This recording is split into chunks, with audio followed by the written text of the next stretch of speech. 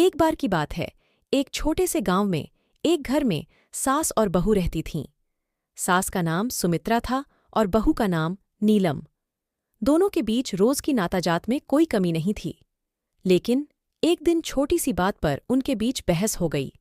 बहू को लगा कि सास उन्हें समझती नहीं और सास को लगा कि बहू उनके आदेशों का पालन नहीं कर रही है। इससे बहस बढ़ती गई और वे एक दूसरे पर गुस्सा निकालने लगीं। दिन भर की बहस के बाद भी उनके दिल में अजीब सी खालिश बनी रही। रात के समय जब सब सोने चले गए तब भी उनकी आंखें नहीं लगीं।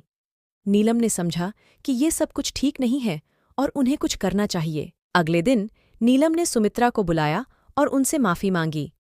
सुमित्रा भी थोड़ी देर बाद समझी करने लगी और उन्होंने भी अपनी गलती का आदेश दिया।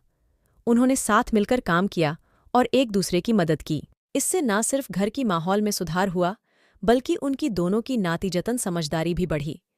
वे एक दूसरे की भावनाओं को समझने लगे और उनके बीच में सम्मान बढ़ा। इससे उनका रिश्ता और भी मजबूत हुआ और उनके घर में प्यार और खुशी की खुशबू छाई रहने लगी।